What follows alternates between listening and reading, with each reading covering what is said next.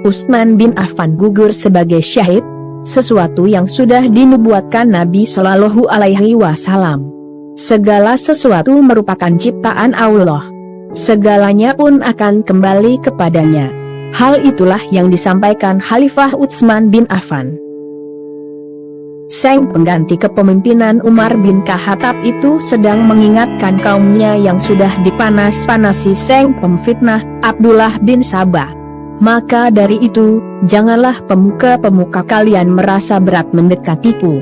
Bagaimanapun juga, aku akan menerima mereka, namun, tipu muslihat Abdullah bin Sabah lebih kuat.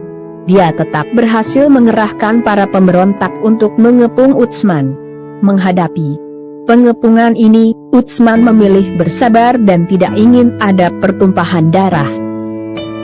Sebuah riwayat menjelaskan, Ibnu Umar saat berbincang dengan Utsman pada masa pengepungan para pemberontak, dia berkata, "Dan yang ada di depanmu ini adalah aku, wahai Amirul Mukminin.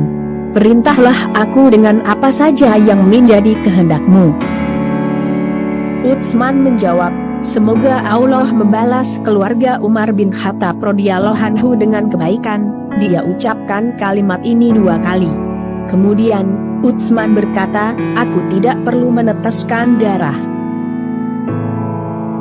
Kesaksikan Abu Hurairah radhiyallahu anhu. Kisah yang dituturkan Abu Hurairah pun tak kalah mengharukan. Pada masa pengepungan itu, Abu Hurairah bercerita, salah satu kelompok yang tengah berada di rumah Utsman terkena panah, yang dilepaskan dari luar rumah. Abu Hurairah pun berkata kepada Utsman, "Wahai Amirul Mukminin, sekarang saat yang tepat untuk melawan mereka. Mereka telah membunuh Salah seorang teman kita." Utsman bin Affan menjawab, "Aku sangat berharap kepadamu wahai Abu Hurairah untuk membuang pedang yang ada di tanganmu. Yang menjadi sasaran adalah aku. Dan aku akan melindungi kaum mukminin dengan diri sendiri." Abu Hurairah pun melempar pedangnya hingga tidak tahu berada di mana.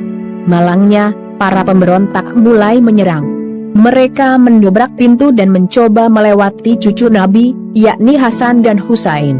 Mereka pun tak menggubris para sahabat, seperti Abdullah bin Zubair dan Abdullah bin Umar yang ketika itu sedang menjaga Utsman. Bentrokan tidak bisa dihindari.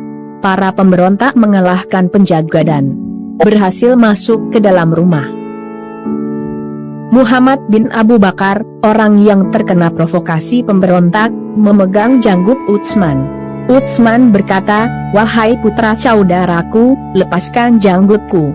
Demi Allah, dulu ayahmu menghormati janggutku ini. Jika dia tahu posisi kamu sekarang, ia akan merasa malu akan tindakanmu." Mendengar ini, Muhammad bin Abu Bakar gemetar.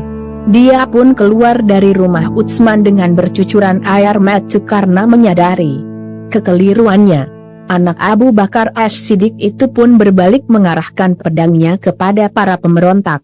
Sementara itu, Utsman yang tengah berpuasa menyibukkan dirinya dengan Al-Quran. Para pemberontak tidak surut. Mereka menyabet pedang ke tubuhnya. Jarinya terputus. Pedang-pedang itu pun menusuk tubuh Utsman. Dia hanya terdiam, tidak bisa berbuat apa-apa.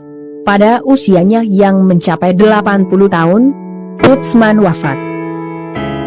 Begitulah kisah wafatnya Utsman bin Affan, sahabat Rasulullah Shallallahu Alaihi Wasallam. Fitnah lebih keji dari pembunuhan. Semoga video ini bermanfaat bagi kita semua. Terima kasih.